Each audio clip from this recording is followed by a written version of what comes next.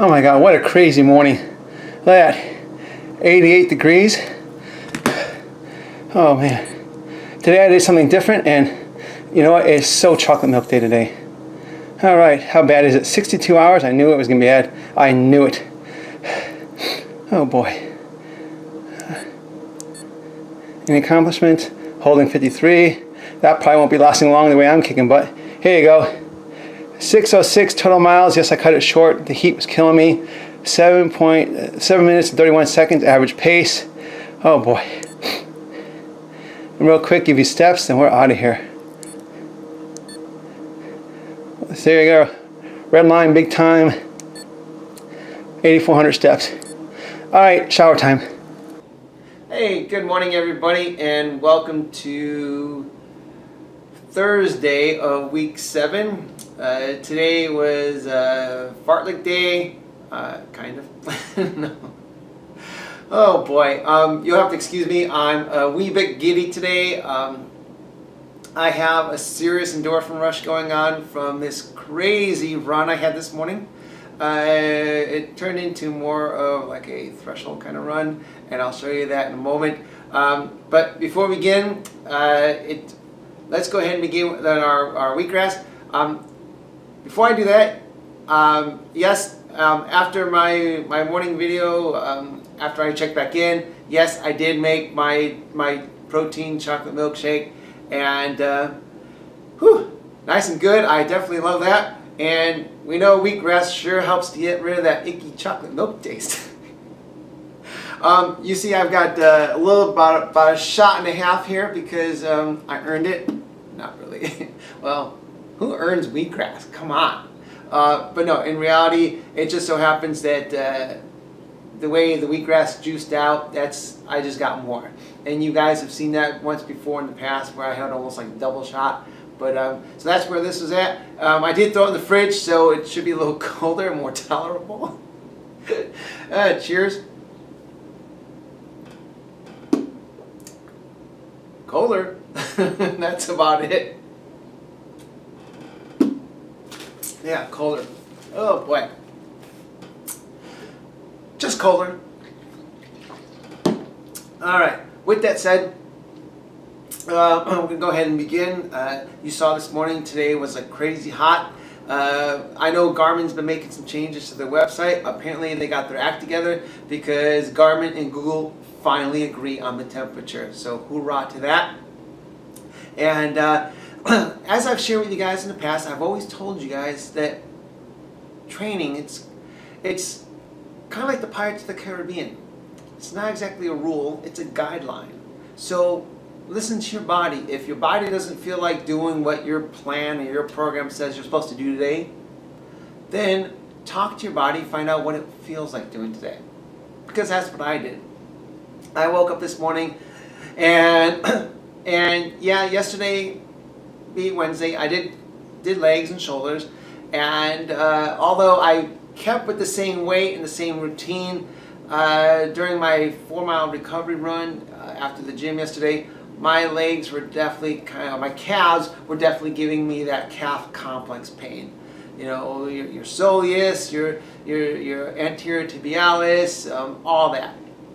And so I just started kind of doing what I call like an onboard system check. I just kind of, you know, closed my eyes and thought about my body and asked it, what do you feel like doing today? Do you feel like doing the fartlek like we did last week? And the calves were like, no, not really. And so with respect to that, because clearly injury is not the name of the game. We can't afford injury. So with respect to that, I said to myself, okay, I understand that even though you kind of roll into it, the torque, the necessary torque in going from hypothetically an 8-minute pace down to a 5-minute pace, you know, over the period of instant, like 5 seconds, and then holding it for 100 meters, that's a lot of torque on your muscles.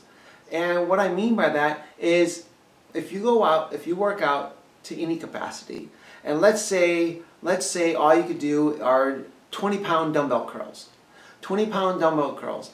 and you can do your 3 sets of 8 and you're good. Now, after a while, tomorrow morning, the day after, your biceps not going to even notice you worked out yesterday because they've gotten used to it. Now, do your 20-pound dumbbell curls and really throw the weight up faster. And now you're engaging your fast twitch muscles. And you do your 3 sets of 8, and then tomorrow you'll notice a soreness you never felt before because you've engaged those muscles a little differently than you normally would. Kind of with this whole speed drill stuff or these little 100-meter dashes during my 7-mile run. I'm going from a comfortable pace and I'm quickly engaging those muscles 12 times over the course of 7 miles. And so, yeah, my legs, my calves were definitely fatigued in a way that I've never stressed them before. And so with that, I said to myself, okay, if we don't feel like doing that, what do we feel like doing? Well, in phase 3 of the marathon training, that's where we're going to start working on strength and endurance as far as longevity. Basically being able to hold a pace for a longer distance, things like that. Because clearly I'll need to do that. And so I said, well, okay, let's see. First mile is always a warm-up. That's always a great rule of thumb. So I said, okay, let's see if we can go 2 miles on, 1 mile off, 2 miles on, 1 mile off. And that would take up the balance of the remaining 6 miles of my 7-mile run. And so I figured, okay, let's do 2 miles at a 7-minute pace, recover at 1 mile for 8-minute pace, go back and hit 2 more miles at 7-minute pace, and then recover my final mile at 8-minute pace. So I said, all right, well, that's still training. We can work with that. And so that's what I decided to do today. And, well, when you try to do that in 88 degrees, the game totally changes. And so for me, it kind of, although that was the training principle, it kind of turned into more of a like a lactate threshold run. And you'll see here in a moment. And so even though today didn't turn out exactly as planned, it was definitely a great training day, and I'll show you why. So when we begin, today I only covered 6.06 miles. My average pace overall was 7:30, and I spent 675 calories. And you can see, look, Garmin finally has their act together because Garmin and Google said about the same thing when I came back from my run. Glad you guys are finally getting together.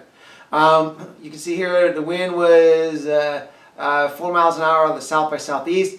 Does that kind of speed really bother you?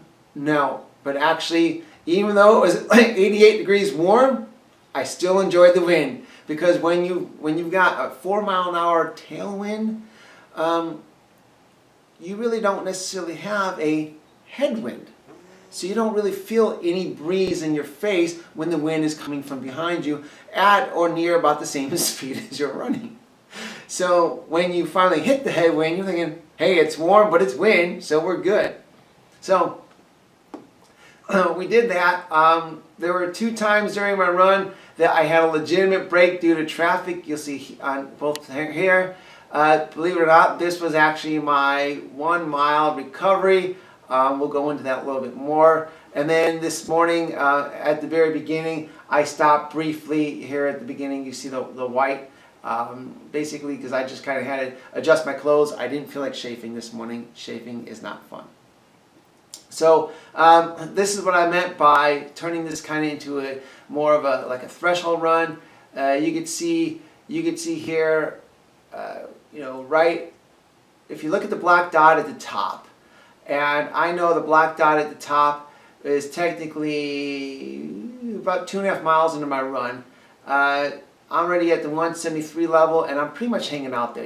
If you follow the cursor along the red here, you could see, I was definitely at low 70s. And then, again, I picked it back up. And then heart rate just kept going, kept getting worse and worse. So actually, here, hang on. This was the recovery mile. That's why I was low 70s. I peaked out here about 176. I recovered in the low 70s for a mile, and then I picked it back up and back in the mid to high 70s again. Got hit by the street, and then even during my recovery, still comfortably mid 70s. So the temperature just kicked my butt. When I got to mile 5, and I take it back, when I completed mile 4, I started asking myself, do you feel like going the distance today? You know, do you have it in you? Or would be going that extra mile be doing me more harm than good? And so I decided to settle on 6 miles as to 7, which is fine. You can see, and then of course real quick on my cadence, starting out fine, nice and easy, and then I realized, well, hey, if I'm going to be running a 7-minute pace, I need to pick it up. So I definitely picked it up and bring it down, which is fine. And then, so I spent, I definitely shortened my stride, basically lowered my gear to get my speed up. And if we look here in the blue, that's kind of like the first mile. And then I break it down, okay, I need to bring it down to 7. I brought it down to 7. And you can see, if you follow me here in the blue, I'm pretty much cruising along here at marathon pace. Really, well, that wasn't the goal. On the second mile back. On the second mile back, I was pretty much hitting marathon pace. And then I hit my recovery, and my goal was to do 8, and I'll show you our graph in a second, but my body had a different opinion. So it decided to settle on 7:30s for recovery. I get stopped at the light, which is fine. That I really did like that. I mean, I definitely enjoyed the break. Once I picked it back up, you can see 6:39, trying to get back into gear. But we weren't going 7 miles today. My body was kind of struggling even with trying to keep this at a 7-minute pace, you could see. So I came back to that same street. I get stuck at the light with the cars, and then I finally did my recovery mile here, and you can see I was doing that in the 7:30 range. Okay, so comfortably in the 7:30 range.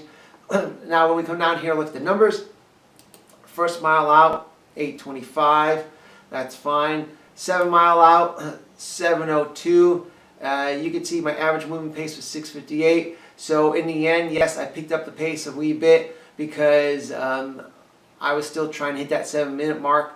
And about half mile into my run, I was still about 20 seconds behind. So I was definitely picking it up towards the end, which is fine. It's what you got to do. Now that was mile 2. Come mile 3. I think the only reason there's a 4-second difference is because mile 3 actually starts at the end of the street. So once my watch clicks over, I finish going to the end of the street, and then I do a U-turn.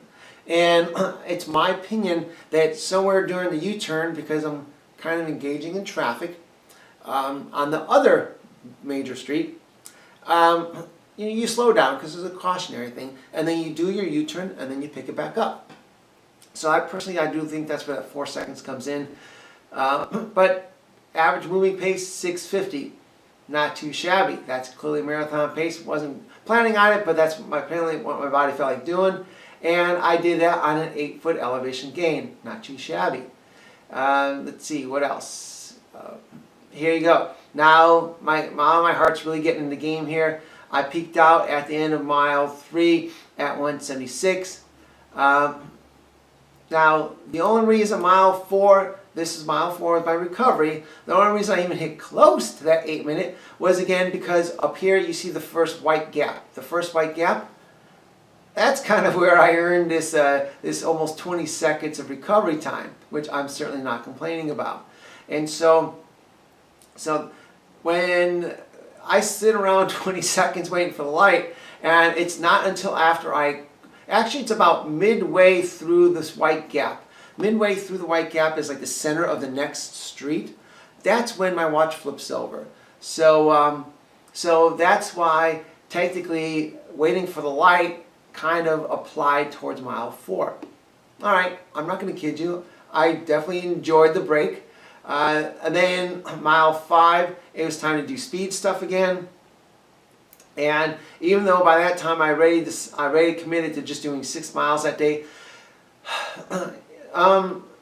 6-second time, again, I personally believe this is because mile 6 wasn't a straight mile. It was basically running to a halfway street, doing a U-turn and coming back. So basically half mile out, half mile back. And I think it's the whole U-turn thing that really adds to that, because I added 6 seconds here, and then of course the last time I did a U-turn was 4 seconds. So within reason, about U-turn speed. But I did my best to hold that 7-minute pace during the course of that time, which is fine. And you could see my average heart rate threshold. Clearly threshold, clearly it was good and challenging. Now I get stuck at the light again based on this, and here. This time after completing this mile and getting stuck at the light, I flipped my watch and I waited till traffic was cleared. So I sat around for 25 seconds waiting for the traffic to clear before I took off. Then once traffic was cleared, I flipped my watch and it was time for my final recovery mile. Once again, my body has trouble doing an 8-minute mile today. Don't know what the deal is. I really don't. I try to make it slow down. It didn't feel like it. Apparently it's like, hey, you know, the heart's already going crazy as it is, so might as well just keep it going. So that time I averaged that mile at 174, and so 1 beat lower than this. But so here, 1 beat lower than this mile, which was a 7:05. Here it's 21 seconds slower, so it's one beat slower. But we're adding continued fatigue over the course of the morning. So I really didn't expect my heart rate to come back down at all, really. Which is why, though the pace was comfortable, the heart rate was consistent. And then towards the last, ironically, I could see my house after my watch flips over, and it just happens that I happen to do the 0.06 or the 100-meter dash. No, I wasn't trying to break 5s with this, but I decided let's go ahead and give it a shot as far as what I had left. And with modest effort, I averaged out a 6:24. Not complaining too much there.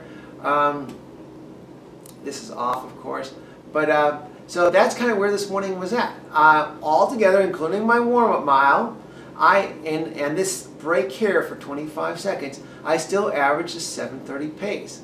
So definitely kicking some butt there. You can see my cadence was kind of all over the board to some degree, again because of the speed. Or here, this is because of the speed. Fine, okay, getting into the game, and then heart rate. First 3 miles not too bad. My recovery mile, oh, I just ate up the heart rate there. That was just crazy. And then you figure, okay, let's go ahead and shave, 48 seconds off the mile, and I shaved 12 calories off the mile. So not too bad. And then of course my final mile was a 117, but again, you know, but at that point, if you've ever run in the heat, or you really ever pushed yourself, there is so much more going on inside of you than what the numbers can even tell you.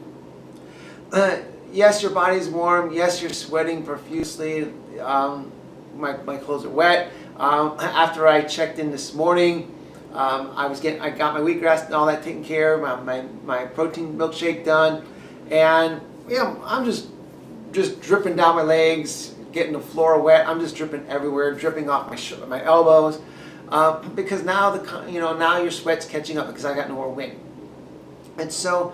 You got so much going on with your physiology as far as not only delivering the goods for you, but also dealing with the heat, dealing with the fatigue, because of course, as you probably know, the heat just drains you, and you're dealing with all those things. So that all played into that, and oh, something else I want to show you. We'll get this wrapped up here. Was that? All things considered, I'm not complaining because look, my training effect was 4.8. So And as we know, when we look at this, 5 is considered overreaching. So you might just say, talking to my body really paid off, because 4.8 out of ideally a 5.0 max, I really pushed the training effect, all things considered. So I'm certainly happy with that. I'm definitely pleased with that. And so 4.8, not complaining there. Here, the average pace was 7:30, average moving pace was 7:23, not too shabby. So that was today's run. Definitely switched it up. What am I going to do next week? I don't know yet. We'll kind of play it by ear, because that will be next week's week 8. And then I go into phase 3 for 4 weeks, which will be my endurance phase, my strength building phase, where I'm really focusing on keeping the distance for longer, because I'm going to clearly need that. And so what we do this week and next week is really going to be crucial into how prepared we are to go to phase 3. But I'll go into that more come phase 3 time, week 9. We'll go into that more. But that's today's run. 88 degrees. Oh, this is my shirt I got from Runner's World magazine. Oh wow, like maybe 4 or 5 years ago. I had this thing, Kenyon Summer Run. Kind of enjoy that, because although I'm not as fast as the Kenyans, I definitely felt like I was running in Kenya this morning. I don't know what the humidity is offhand. I know it's technically monsoon season down here, so humidity might be, well, hang on, I'll tell you in a second. Humidity might be more like the 20 or 30%. I don't know. I'll tell you in a second. And so between whatever the humidity is plus 88 degrees, oh, that's just misery. But when I look at the fact that, here we go, humidity is 29%. Humidity is 29% towards that, seeing that my Google Weather app. So basically 29% humidity, 88 degrees. That could be Kenya. I don't know. But it's still, you know, in September I'm running in the cool. So this is all to my benefit. It really is. It's not easy, it's not fun, but it really is to my benefit. So let's go ahead and get this wrapped up. If you like today's video, go ahead and hit the like button. If you have any questions or comments, please leave them below. I'm happy to address all your questions and comments. And if you're new to the channel, I post videos on my my marathon training Tuesdays, Thursdays, and Saturdays. And towards my first sub 3 hour marathon, which I am still determined to meet or beat. So we'll see how that goes. Anyhow, you guys have yourself a great day, and I'll see you Saturday. Take care.